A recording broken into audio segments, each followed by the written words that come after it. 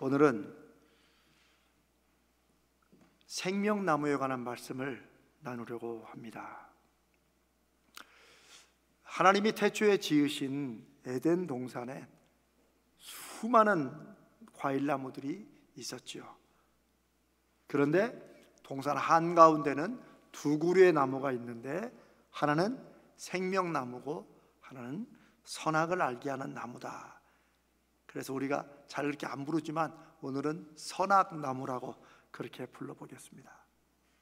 하나님께서 네가 임으로 먹어라. 임으로 그 말은 네가 자유롭게 먹는 순서가 정해진 것도 아니고 먹고 싶으면 먹고 안 먹고 싶으면 안 먹고 다 먹어도 되는데 선악을 알게 하는 나무의 열매는 먹지 말아라. 네가 죽는다 고 금하셨습니다. 근데 우리가 아는 대로 그걸 어기고 유혹을 받았지만 어기고 따먹습니다. 그렇게 하나님과의 약속을 깨고 져버리면서 죄가 시작이 됩니다. 하나님은 그 죄의 결과로 에덴 동산에서 아담과 하와를 쫓아내십니다. 그런데 이게 형벌 같지만, 단순한 벌 같지만 그게 아니라는 거예요. 여기서부터 하나님의 구원의 계획이 시작됩니다. 창세기 3장 24절에 보면 하나님께서 두루 도는 불칼, 쉽게 말하면 사람처럼 이게 에덴 동산 주변을 계속 도는 거예요. 에덴 동산이든 생명나무 주변이든 이렇게. 옛날에는 두루 도는 화염검, 그래서 어렸을 때는 그 말이 무슨 말인가 몰랐어요. 근데 좀 쉽게 불칼, 그냥 큰 칼이, 불은 또 하나님의 상징이죠.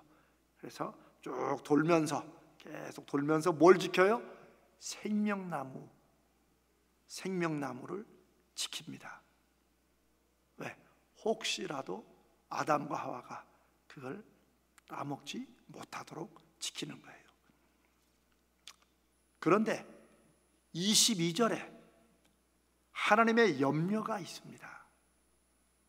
실은 그래서 에덴 동산을 쫓아내신 거예요.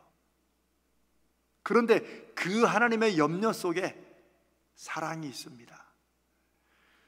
우리가 누군가를 왜 염려합니까? 괜찮아요. 누군가를 왜 염려해요? 누군가를 사랑하기 때문입니다. 누군가 마음에 있기 때문에 걱정되는 거 아닙니까? 하나님의 염려는 뭐예요? 혹시라도 아담과 하와가 선악을 알게 하는 과일을 먹고 우리 중 하나같이 되었다, 그 말은 하나님처럼 되었다가 아니라 이제는 하나님 신경 안 쓰고 자기 멋대로 한다는 거예요. 무엇이 옳고 그른가를 자기가 주관한다는 거예요. 하나님이 계시하여 주신 말씀과 뜻이 자기가 행동하고 안 하고의 기준이 되는 것이 아니라 이제는 자기가 결정하는 거예요. 그렇게 된 거예요. 인생의 주도권을 자기가 가지게 된 거예요. 그게 죄의 출발입니다. 우리에게 모든 자유가 주어졌지만 그러나 하나님이 하지 말라고 하시는 게 있지요.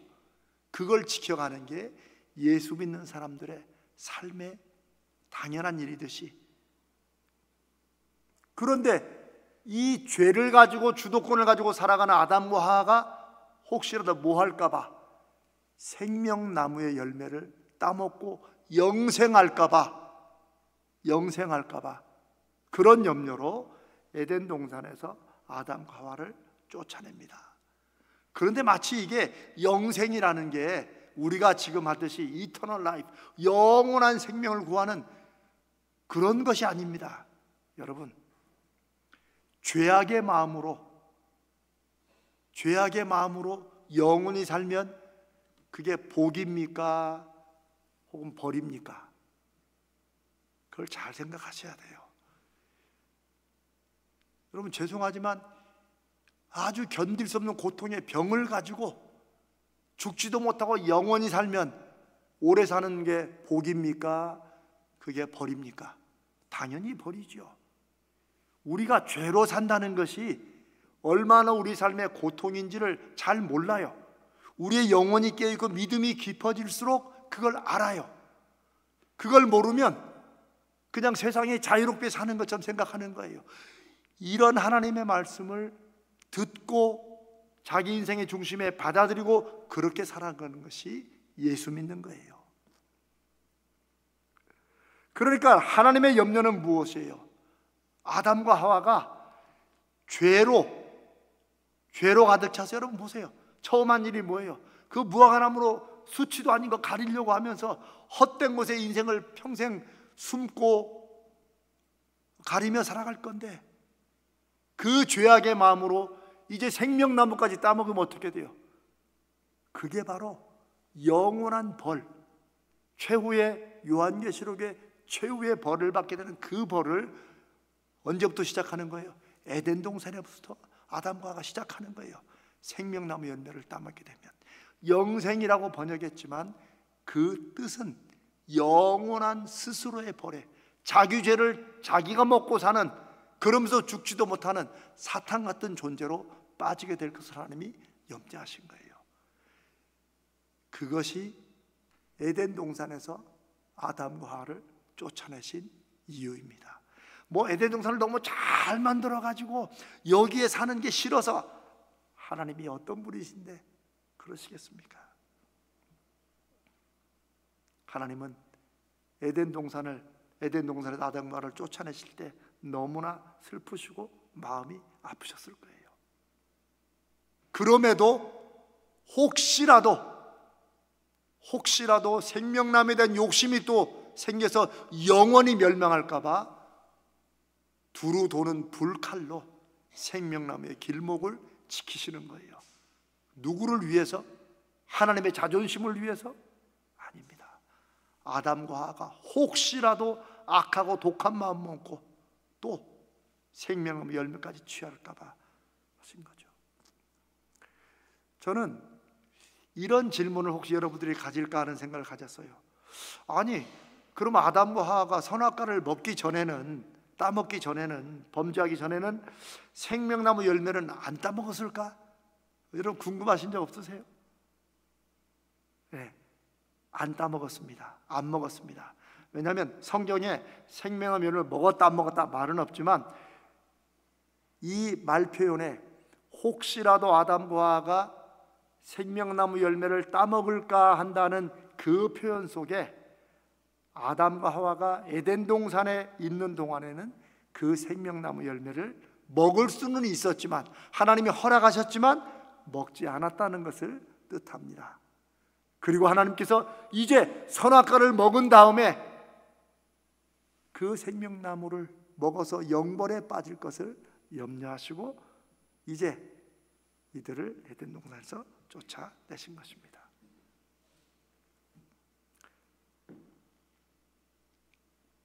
이 생명나무가 창세기 3장으로 언급이 되지 않는데, 물론 뭐 잠언서에도 지혜의 생명 나오냐, 그거는 그냥 지혜의 하나의 상징의 표현이지만, 성경의 제일 마지막 책인 요한계시록 제일 마지막 장에 나온다는 거예요. 이게 어떤 거룩한 의도인지는 모르지만 굉장히 의미 있습니다. 죄의 시작에 나오는 생명나무가, 아니 생명의 에덴 동산으로 시작되는 생명나무가 요한계시록에, 성경의 제일 마지막 장에 나온다는 거예요. 계시록 22장 13절에 요한을 통하여 마지막 날에 이루어질 일을 듣고 기록하게 하신 예수께서 이렇게 말씀하십니다. 우리가 잘 아는 말씀이죠. 나는 알파와 오메가. 이게 히브리어의, 헬라어의 시작이죠. 헬라어죠. 알렙, 히브리어로 시작되지만 여기는 알파 오메가, 나는 처음과 끝이라는 거예요. 그런데 보세요, 인생과 인류 역사의 처음과 마지막이고 시작과 마침이다. 이 얘기는 뭐예요? 우리 인생의 모든 것의 시작이 누구라는 거예요? 예수 그리스도시라는 거예요. 사람들은 모르겠죠. 그걸 인정해야 그렇게 되는 게 아니고, 주님은 그런 분이신데 사람은 인정하지 않는 거죠. 그런데 예수 믿는 사람들은 그 죄의 눈이 벗겨지고 우리 마음속에 하나님을 알고 그 말씀을 들을 수 있는 영혼의 자리가 다시 시작되므로, 그게 성령이 역사하는 거예요. 그 말씀이 나를 위한 하나님의 진리의 말씀인 것이 마음속에 받아지기 시작함으로써 내 인생은 우리 어머니 아버지가 나를 낳으심으로 시작하고 살다가 죽는 것이 아니라, 그래서 때로 어머니 왜 나를 낳으셨나요? 뭐 인생도 투덜거다 사는 것이 아니라, 우리의 부모님들은 다 다를지라도 우리의 시작과 마침은 예수 그리스도시라는 거예요. 하나님이시라는 거예요. 그리고 지금 혼란과 핍박 중에 있는 요한계시록을 읽을 당시의 성도들을 향해서도 역사의 시작이시자 진행과 마지막은 예수 그리스도가 주관하고 계신다는 것을 말씀하세요. 그 예수님이 14절에 말씀하시는데 바로 그때 생명나무가 다시 등장합니다. 이 생명나무는 그래서 성도가 우리 성도의 삶을 달리기로 표현하잖아요. 믿음의 경주를 한다. 그래서 사도 바울도 내가 달려갈 길을 다 달렸다라고 말을 하죠. 인생은 나이로 우리가 세지만 하나님은 하나님이 정하신 각자 인생에 달려야 될 길이 있다는 거예요. 그 길이 언제 끝날지는 누가 아세요? 주님이 아신다는 거예요. 그러니 우리가 나이가 이제는 많다고 내가 끝이 왔구나 낙심할 것도 없고, 나이가 아직 젊다고 너무 자신만만할 것도 없다는 거예요. 하나님이 달리게 하시는 인생의 길은 시작은 우리가 알 수 있지만 그 과정과 끝은 하나님이 사랑으로 주관하신다는 거예요. 에덴 동산에서 쫓아나실 때도 사랑의 마음으로 하셨고, 그리고 마지막에 나오는 생명나무도 우리 성도들이 인생의 길을 통하여서 결국은 도달하게 될 우리 인생의 고린 지점은 바로 생명나무가 된다는 거예요. 여기에 생명나무에 나아간다라는 말씀은 아담과 하와가 따먹을까 봐 염려하셔서 쫓아내신 그 열매를, 그 두루 도는 불칼이 막고 있던 그 생명나무에 누가 나아가요? 성도들이 이제 나아가게 하나님이 길을 열어놓으시는 거예요. 그러니까 생명나무는 못 먹는 나무가 아니에요. 처음부터 뭐예요? 먹도록 하신 나무예요. 야, 아담과 하와가 생명나무부터 먹지. 아마 생명나무 열매를 먹었으면 뱀의 유혹도 안 받지 않았을까? 그냥 이건 혼자 제 불필요한 상상입니다. 하나님이 생명나무로 나아가는 길을 언제? 마지막에, 인류 역사의 마지막에 열어 놓으신다는 거예요. 그 뜻입니다. 그리고 문들을 통하여 성에 들어가게 하신다. 성은 뭐예요? 그 앞에 있는 21장에 나오는, 우리가 지난번에 한번 말씀 나눴죠? 새 예루살렘, 새 하늘과 새 땅이 만들어지고 거기에 마지막 피날레로 무엇이 하늘에서 내려와요? 새 예루살렘이. 예루살렘 뭘 상징해요? 하나님이 계시는 그곳. 하나님이 멀리 떨어져 계신다고 늘 불안하며 살았던 사람들에게 성령을 보내주심으로 함께 하시는 임마누엘 하나님을 주셨는데도 불구하고 우리는 늘 하나님이 계셨다 안 계셨다 그런 줄 알아요. 그런데 이제는 새 예루살렘이 마지막 날 새 하늘과 새 땅에 내려옴으로써 그 하나님의 성 예루살렘에서 영원히 같이 살 수 있는, 그 성에 들어갈 수 있는 권한을 누구에게 주세요? 성도들에게 주신다는 거예요. 그래서 이 부분이 전체 성경과 요한계시록에 우리의 인생과 인류 역사의 끝에 어떤 일이 일어나는가 하는 것에 피날레고 클라이막스라고 할 수 있습니다. 새 예루살렘 성은 하나님과 함께 살도록 지으신 에덴 동산의 또 다른 표현이고 완성이라고 할 수 있습니다. 생명나무 열매를 먹고 그 새 예루살렘에서 우리의 아버지 되신 하나님, 주님이 그렇게 강조하신 하나님의 나라, 천국에 영원히 살게 되는 거예요. 그러니 새 예루살렘, 하나님의 나라, 천국 다 같은 뜻을 의미하는 상징인 것입니다. 하나님과 영원히 살기 위해서 드디어 하나님은 영원히 살 수 있는 생명나무 열매를 먹게 하신다는 거예요. 그 일이 언제부터 가능했었어요? 에덴 동산에서 가능했어요.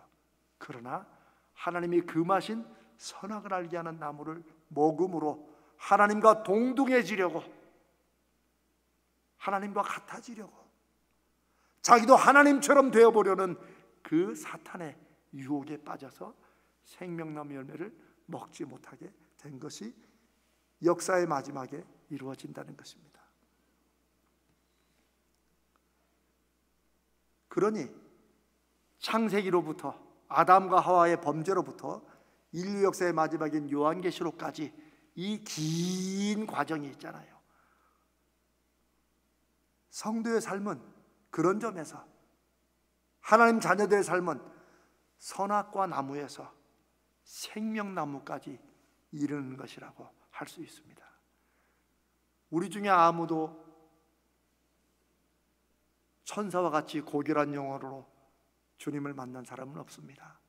우리는 다 아담과 하와의 후예로, 우리도 같이 아담과 하와처럼 범죄하고 죄로 하나님을 알지 못하는 그런 인생을, 설령 저처럼 여러분들 중에도 소위 모태신앙이 있을지 모르지만은 다윗이 고백한 것처럼 모태에서부터 나는 죄 중에 있었다는 말이 맞는 말입니다. 우리 중에 아무도 하나님의 영광에 이룰 수 있는 사람은 없었습니다. 그래서 우리의 삶은 그 선악과 범죄에서부터 우리는 어디까지 나아가는 거예요? 생명나무 열매를 먹는 데까지 나아가는 거예요. 창세기의 생명나무가 성경의 마지막 책 마지막 장에 다시 등장한다는 사실은 너무나도 상징적으로 너무나도 귀한 의미입니다. 성경의 시작인 창세기와 인류 역사의 시작인 창세기와 성경의 마지막, 인류 역사의 마지막인 요한계시록이 무엇으로 연결되어 있어요? 생명나무로 연결되어 있어요.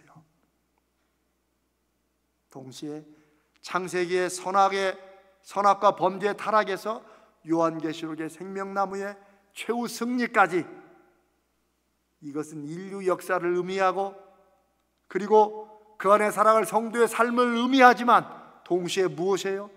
하나님의 구원의 역사와 하나님이 다시 하나님의 사람들을 온전한 하나님과 함께 살아갈 성도들로 회복시키시는 그런 과정을 의미합니다.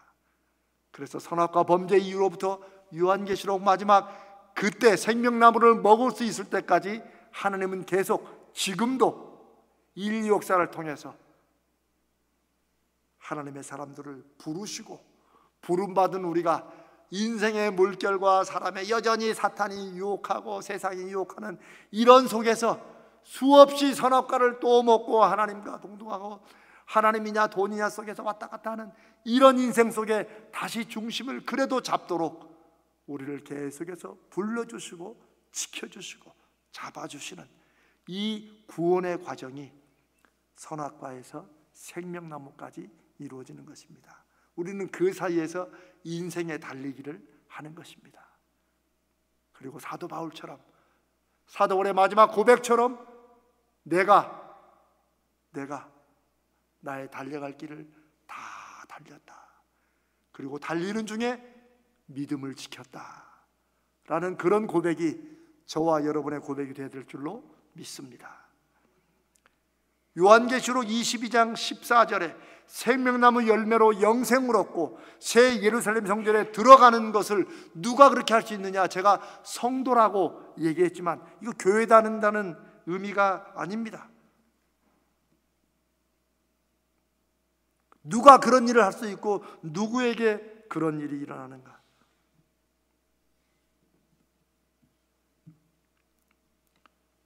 여기에 보면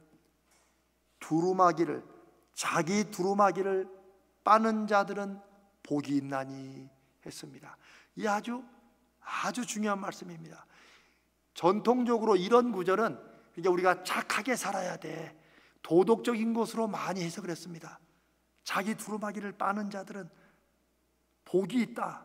그러니까 생명나무를 마지막 날에 먹고 영생하며 그리고 새 예루살렘 성전에 들어가는 것이 당연히 복이죠.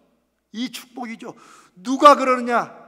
자기 두루마기를 빠는 자들이 그런 복, 그런 권세, 하나님의 자녀가 되는 권세라고 말할 때 이게 무슨 파워가 아니라 프리빌리지, 특권을 말합니다. 특별한 자격을 말하는 건데, 같은 단어가 자기 두루마기를 빠는 자들은 복이 있다라는 말씀으로 나옵니다. 여기서 두루마기를 빠는 자들은 물론 도덕적으로 우리가 바르게 살려고 하고 또 인격적으로 성숙해야죠. 그건 당연히 포함되는 거고, 험하고 악한 이 세상에서 자기 믿음을 지키며 사는 성도들이 두루마기를 빨고 있는 것입니다. 그래, 우리는 지금 우리 두루마기를 빨고 있는 거예요. 우리가 아무리 빨아도 주님이 입으신 세마포처럼 빛처럼 하얘질 수 없지만, 그렇다고 너저분 상태로 그냥 아유 세상은 그런 거야, 우리는 그렇게 살지 못하는 사람들입니다. 또 더럽혀지면 회개하고 다시 두루마기를 주의 보혈로 빠는 자들, 회개의 삶을 살고 늘 자신을 돌아보는 이런 사람들이 자기 두루마기를 빠는 자들입니다. 그러니 예수 믿는 사람들이 회개를 중요시 여기는 건, 이거는 마치 교리적인 게 아니에요. 이 회개를 한 번씩 할 때마다 내가 주님을 다시 십자가에 못 박는 것 같은 이런 마음을 가질 때, 우리가 그래도 죄를 덜 지으려고, 안 지으려고, 차라리 포기하고 말지, 이런 마음으로 살아갈 수 있는 것입니다. 또 다른 표현에서는 주님께서 누구든지 나를 따라오려거든 자기를 부인하고 자기 십자가를 지고 따라와야 된다. 예수 그리스도의 제자로 우리가 살아가며 우리 삶에서 내 뜻, 내 계획이 아니라 내 뜻과 계획을 부인하고 포기하고 주님의 뜻이 이루어지기를 우리 인생에서 바랄 수 있는 것, 이게 얼마나 멋진 일이면서 동시에 어려운 일입니까? 한 번에 다는 못할지라도 그것을 거룩한 목표로 표대로 삼고 살아가는가, 그리고 자기 감당할 십자가를 지는가. 목사는 목사로서의 십자가를 감당하고, 교육자들은 교육자대로, 장로님들, 권사님들, 집사님들, 교사들, 부모로서 우리 모두는 다 우리가 주님의 이름으로 져야 될 십자가가 있다는 것을 알고, 알 뿐만 아니라 그 십자가를 지는 사람들, 앞서 십자가를 지고 가신 주님의 뒤를 나도 내 인생과 내 믿음의 십자가를 지고 가는 사람들이 바로 두루마기를 빠는 자들입니다. 그리고 여전히 부족하지만 그래도 우리가 달려갈 인생의 이 길과 과정을 통해서 조금씩 주님을 닮아가는 거룩한 성화로 나아가는 사람들, 이 모든 사람들이 바로 성도의 삶의 모습을 표현하는 것이고, 이것을 요한계시록 22장 14절은 자기 두루마기를 빠는 자들이라고 표현하고 있습니다. 사랑하는 여러분, 아담과 하와의 선악과 범죄 이후에 하나님은 그들을 에덴 동산에서 쫓아내셨습니다. 그런데 그것은 단지 추방이나 선악과 범죄에 대한 형벌이 아니라 오히려 하나님의 큰 구원을 위한 사랑의 계획이라는 것을 우리가 오늘 이 아침에 다시 들으시고, 하나님의 그 사랑이 지금도 아담과 하와의 후손인 우리가 생명나무로 온전히 나아가고 새 예루살렘에 들어갈 때까지 우리를 지키시고 보호하시고 인도하시는 줄로 믿습니다. 이 엄청나고 놀라운 사실이 생명나무에 담겨진 하나님의 뜻입니다. 창세기 3장의 선악과에서부터 요한계시록 22장 마지막 장의 생명나무까지 이어지는 이 역사가 오늘 이 11월, 인생의 열매를 생각해야 되는 이 11월에 선악나무에서 실패한 우리 인생을 생명나무까지 인도하시는 하나님의 사랑의 구원이 저와 여러분이 살아가는 지금 우리가 내 인생은 왜 이러냐고 때로는 한숨 짓고 때로는 다른 사람을 비교하면서 나는 잘 살고 있다라고 우리가 자신만만한 그 순간까지도 우리를 늘 잊지 않으시고 우리를 살펴주시고 우리의 앞서가시는 하나님의 구원 계획인 줄로 믿습니다. 성도의 삶의 의미는 신앙생활 잘하는 것, 제가 아까 거룩한 습관이라고 말한 예배 잘 드리는 것, 이건 다 하나의 과정이라고 할 수 있습니다. 우리의 삶은 정말 복되고 영원한 삶인 생명나무에 이를 것을 믿고 그 생명나무와 새 예루살렘 성에 합당하게 우리 두루마기를 빨며 예수 그리스도를 닮아가는 거룩한 삶이 우리 삶의 목적이고 목표인 것입니다. 오늘 인생의 열매를 얼마나 맺었는지 돌아보게 되는 이 11월에 지금 저와 여러분의 인생은 선악과의 실패에서 생명나무의 최후 승리까지 이르는 거룩한 표대를 우리가 달려갈 그 정해진 길까지 열심히 달려가는 것이라는 것을 한 번 더 생각하며 우리가 지금 잘 나아가고 있는지, 이번 한 주간은 또 어떤 인생의 달리기를 해야 되는지 한번 돌아보고 함께 하시는 주님과 같이 살아가고 뛰어가는 열매 맺는 여러분 되시기를 주님의 이름으로 축복합니다.